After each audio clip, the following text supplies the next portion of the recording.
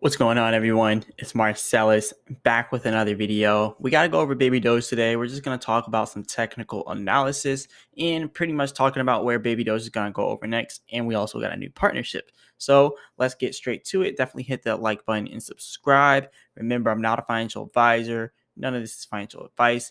But let's go straight over Baby Doge. Let's do it. So the first thing I want to talk about here with Baby Doge is the pump that we kind of just had. And I know people are probably going to say Baby Doge didn't pump.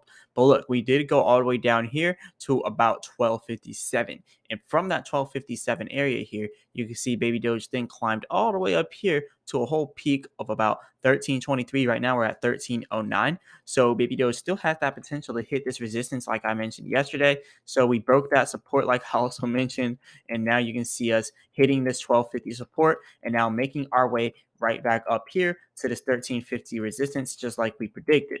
So now, when Baby Doge hits 1350 resistance, do you think Baby Doge is going to pump or not? Let's talk about what it will do. So first thing is first. So look over here at the oscillator. You can see the buying that we're having right now. We are having some nice buying pressure. So that does indicate that we could break past this 1350 resistance. And you can also see over here, though, the 24-hour market control is in control by the bears by 60%. So we are 60% bearish here. Remember that. But we also have this supply and demand of less demand area here, which is pretty much our resistance. We have that area to pass, and then eventually we can get all the way up here to about 1524. So there is a possibility for Baby Doge to rise, but really we do need the Baby Doge swap to come out. You know, the actual version of the swap, the main net. We got the test net, but there are a lot of errors on the test net. We just need to get the main net out there.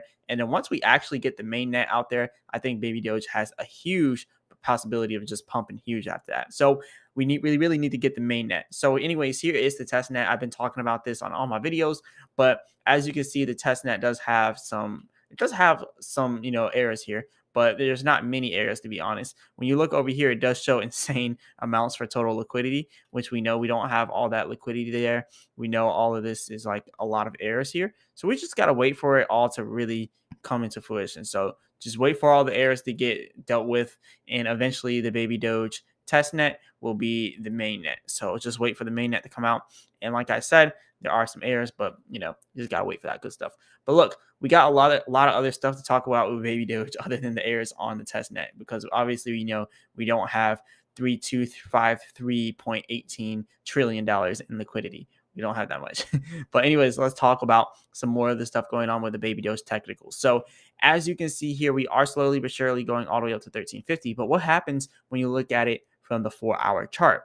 So looking at the 4-hour chart, it does show we're inside of this red area of less demand, kind of indicating that we might actually drop back down here to this 1250 support again. And if we hit that 1250 support, the bears might just take control more than 60% of the 24-hour market control and probably end up going down to 9Z9 if we do break that. So you definitely want to prepare for that. But look, Baby Doge still has that possibility to pump. Not much has really changed with the technicals other than this area here that we talked about how we hit that 1250 support. So right now we're just waiting for us to hit this area here all the way up at a 1350 resistance. And then that's when I'll be making another update video. So that'll probably end up happening tomorrow. We'll probably end up hitting it there. And if we do get rejected at this 1350, then just expect for it to go back down to 1250 if we do get rejected. And if we don't get rejected, then I'm expecting it to go out to this resistance that we talked about at 1550. So that's what we got to look out for immediately with Baby Doge.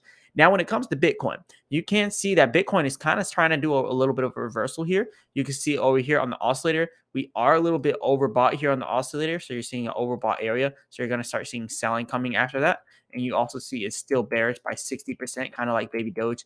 But the red area that we were in, which is less demand for Bitcoin, we just now turned that red area green, which indicates that there is more demand for Bitcoin around this area.